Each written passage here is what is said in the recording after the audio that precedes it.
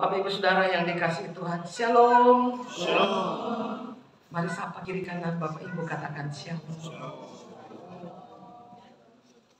Biarlah damai sejahtera Allah yang melampaui akal manusiawi kita tetap memelihara hati dan pikiran kita dalam hidup tiap-tiap hari. Apa yang menjadi bacaan kita Bapak Ibu Saudara di hari ini diberi tema kasih Allah. Seberapa besar kasih Allah itu bagi kita?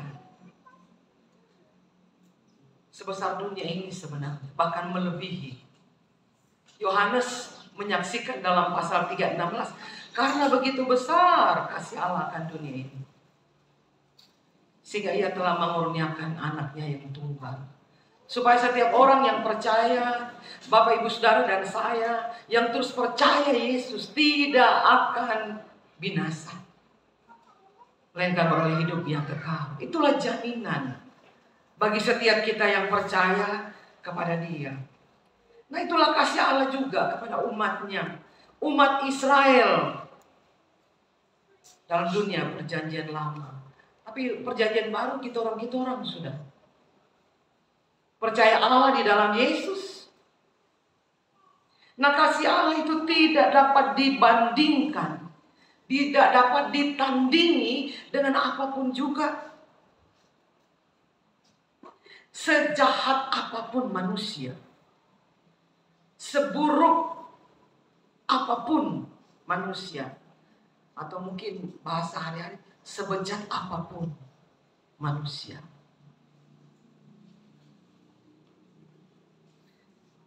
terlebih khusus umat pilihan Allah, orang-orang percaya, tidak dapat melunturkan kasih Allah kepada mereka. Kasih Allah yang dinyatakan di dalam Yesus, yang telah memberi dirinya menjadi tebusan bagi orang percaya, bagi kita sampai hari ini. Karena itu kita percaya Dia. Jadi kalau mau dilihat, dibayang-bayangkan bagaimana perjalanan hidup kita dari kecil sampai hari ini, itu betapa besar kasih Tuhan. Dalam kepercayaan kita, keyakinan kita melewati hari demi hari, tidak pernah sepi yang namanya soal-soal hidup. Banyak persoalan, tantangan dari diri, dari orang lain, dalam keluarga, dalam pekerjaan, dalam semua lini hidup ini pasti ada soal. Tapi kasih Allah tidak dapat dibatasi oleh soal-soal itu. Kadang-kadang kita juga tidak setia buat Tuhan. Israel pun mengalami hal yang sama. Degil hati mereka. Kalau bahasa hari-hari itu kepala batu. Ya, degil. Ayat 1-7 dari bacaan kita Hosea itu berbicara atau menggambarkan kedegilan hidup orang Israel.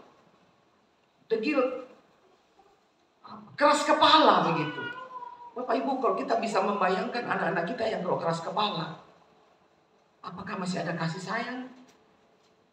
Kadang-kadang susah begitu ya. Kita sedih, kita kecewa, kita marah. Nah, tapi belajar dari bacaan kita, kalau dibandingkan dengan minggu yang lalu ya, di dalam 2 Tesalonika 15, bagaimana orang yang tidak cari Tuhan itu dibunuh, mati. Begitu keras dan tegas. Tapi dalam bacaan kita minggu ini, kau mau rusak bagaimanapun, kau mau bejat bagaimanapun, tapi kasih Allah tidak dapat dibatasi oleh kelakuanmu, oleh hidupmu. Kasih Allah adalah kekuatan Allah sendiri. Kodrat Allah, Dia adalah kasih. Itu Yesaya bilang, walaupun merah seperti kermisi, merah seperti kain kesumbang, akan menjadi putih seperti bodoh. Di mana kasih itu dinyatakan? Di dalam diri Yesus, anaknya yang tunggal. Nah, kita lihat bagaimana kedegilan hidup orang Israel. Dalam ayat yang pertama, sekalipun Allah telah membentuk, memisahkan, mengkhususkan Israel menjadi umatnya, namun umatnya juga Tidak taat begitu. Tidak setia dalam menyembah Allah. Sejak keberadaan Israel, Allah sudah menunjukkan kasih-Nya kepada mereka. Ketika Israel masih muda, bacaan kita. Ketika Israel masih muda, ku kasihi dia. Dari Mesir ku panggil dia, ku panggil anakku itu. Ada apa di Mesir? Perbudakan.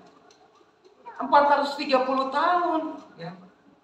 Dalam Keluaran 12 ayat 40. Bagaimana 430 tahun di Mesir, 30 tahun masa keemasan karena ada Yusuf. Tapi sesudah itu 400 tahun ditekan, diderah, ditindas. 400 tahun, 4 abad. Bukan hal yang mudah dan gampang. Nah, Israel dipanggil. Dari muda, dipanggil, dikasihi, dibawa, dibebaskan. Tetapi ayat kedua, makin ku panggil mereka, makin pergi mereka dari hadapanku. Pergi untuk apa? Mempersembahkan korban kepada Baal. Membakar korban kepada patung-patung. Ayat yang kedua, semakin ku panggil, semakin menjauh.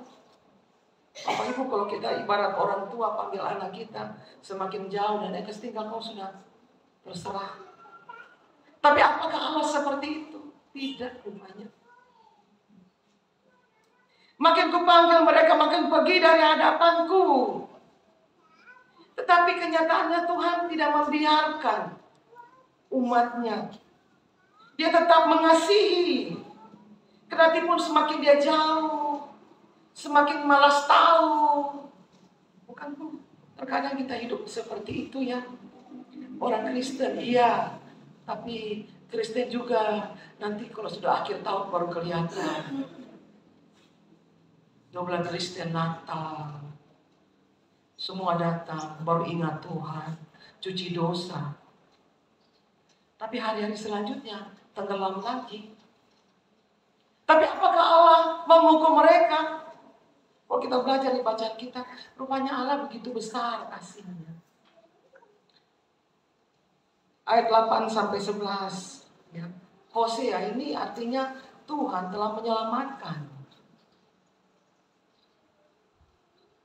Nah, sikap Allah terhadap kedegilan umatnya rupanya tidak meninggalkan, tidak dibiarkan sudah, kau mati-mati sudah, kau hidup-hidup sudah. Tidak. Kasih Allah justru menyelamatkan mereka.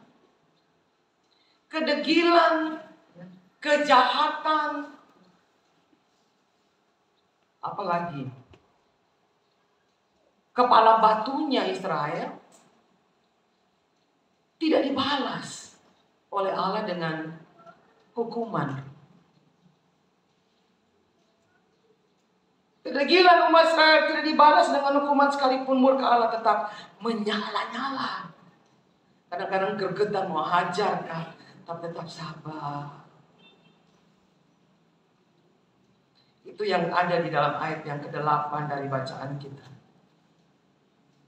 Masakan aku membiarkan engkau, hai Efraim, menyerahkan engkau, hai Israel? Masakan aku membiarkan engkau seperti Admah, membuat engkau seperti Seboim? Hatiku berbalik dalam diriku, belas kasihanku bangkit serentak. Kendati pun hatinya menyala untuk melakukan hukuman seperti Sodom dan Gomora, Allah hancur, leburkan dengan api. Tetapi bagaimana seiring dengan kemarahan Allah ini, belas kasihannya bangkit. Sebesar dosa Israel, belas kasihan Tuhan melebihi. Itulah hati Allah.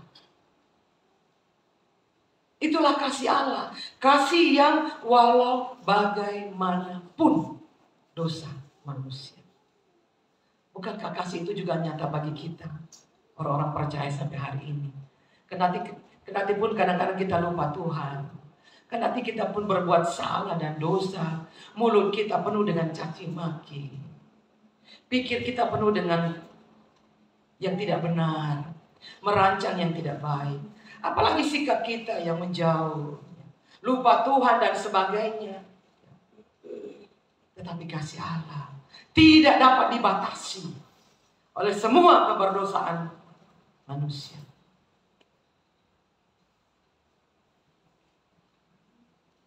Bapak, Ibu, Saudara kekasih di dalam Tuhan kita Yesus Kristus, mengapa aku tidak akan melaksanakan murkaku yang menyala-nyala itu? Ayat 9, tidak akan membinasakan Efraim kembali, sebab aku ini Allah dan bukan manusia. Kalau manusia pastilah kadang-kadang sudah habis aku kesabaran, saya hajar saja. Kadang-kadang begitu. Tapi Allah tidak. Aku bukan manusia, kata Allah. Jadi aku punya kesabaran melebihi kesabaran manusia, karena aku adalah Allah. Allah yang penuh kasih. Aku tidak melaksanakan murkaku yang menyala-nyala. Seperti yang terjadi di dalam kehidupan salah satu kota, di Sodom dan Gomora. Allah tuh membalikkan, karena dicari tidak ada orang. Dari 150, 25, 10 aja tak ada. 5 aja. Betapa mengerikan. Tapi pada akhirnya mereka sadar, mengikuti Tuhan. Ayat yang ke-10. Mereka akan mengikuti Tuhan, ia akan mengaum seperti singa. Sungguh ia akan mengaum. Maka anak-anak akan datang dengan gemetaran dari Tuhan. Bagaimana pemulihan Tuhan dinyatakan. Bagaimana kasih Tuhan diberikan. Itulah kasih Tuhan yang terus nyata bagi kita, Bapak, Ibu, Saudara, sampai hari ini. Kasih yang walau bagaimanapun dosa kita, salah kita, pelanggaran kita, setiap hari bukankah kita bergumul dengan dosa? Dosa mulut, kurang sabar, akhirnya mulut tak karu-karuan, tidak jadi berkat bagi suami, istri, anak, keluarga. Hati yang kecewa, marah, hati yang tersimpan dendam. Tapi apakah Allah menghukum? Masih ditunggu waktu, diulur sampai ada kesadaran, bertobat dan berubah. Memang kasih kita terbatas, tapi bukankah kita yang diciptakan Allah? Bukankah kita harus meniru dan mengalami, memiliki kasih yang sempurna itu? Kasih yang walau bagaimanapun perbuatan orang lain, siapapun dia yang melukai, yang menyakiti, milikilah hati yang penuh kasih yang walau bagaimanapun. Bukan kasih kalau. Ya kalau dia baik, ya saya juga baik. Saya terbaik, sorry ya. Jadi lebih terbaik lagi malah. Kadang-kadang manusia punya pemahaman seperti itu. Mari hari ini kita diingatkan, sebagaimana kasih Allah. Kasih yang walau bagaimanapun Israel, semakin dipanggil, semakin menjauh, semakin menyembah ilah-ilah lain, mengikuti bangsa lain. Ya mungkin ilah zaman sekarang kalau di kota agak sedikit kurang kaya. Tapi bukankah ilah zaman sekarang adalah kecanggihan teknologi? Kadang-kadang menarik waktu kita bersama Tuhan. Waktu doa, terada. Tapi kalau main game, jangan sudah. Ini anak saya lagi sudah datang ya. Ini zaman now semua dengan gadget yang ada ini. Kadang-kadang coba lihat waktu nih. Ya. Kadang-kadang kalau saya main, ini jangkauan HP ini bisa main dengan orang di mana, yuk main game yuk, seperti begitu. Tidak salah sih. Tapi jangan sampai kita melupakan waktu kita dengan Tuhan. Waktu sembahyang saudara ada, baca Alkitab apa lagi, mau bersekutu apa lagi. Kemajuan teknologi kadang membuat kita bisa jauh. Kalau tidak punya komitmen untuk punya waktu dengan Tuhan. Bukankah firman Tuhan sangat dekat di dalam hati dan mulut? Untuk diapain? Diperkatakan. Tapi bagaimana memperkatakan kalau kita tidak pernah punya waktu untuk baca Alkitab? Rohani kita hanya dikasih makan, terbatas. Selagi hidup, selesai. Tapi bagaimana dengan rohani kita? Makanannya adalah firman Tuhan. Dan itu renungkanlah. Jadikanlah firman menjadi kesukaan, kegirangan bagi hati batin. Kan itu nilainya kekal. Mazmur 1 ayat 2, kesukaannya adalah Torah Tuhan, renungkan siang dan malam.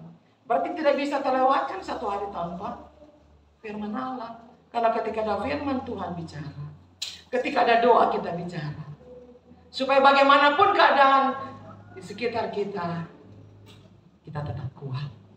Iman kita berdiri teguh di tengah-tengah tantangan zaman ini. Iman itulah kekuatan kita untuk membawa hidup ini berkemenangan dari hari lepas ke hari. Biarlah kasih Allah, kasih yang walau bagaimanapun itu memenuhi hidup kita. Bukan kasih kalau-kalau, tapi kasih yang walau bagaimanapun. Itulah kasih agape, memenuhi hidup kita, pikiran, kata, dan sikap kita, sehingga menjadi kesaksian alat untuk memperluas kasih Allah, menjangkau banyak jiwa bagi Tuhan. Amin.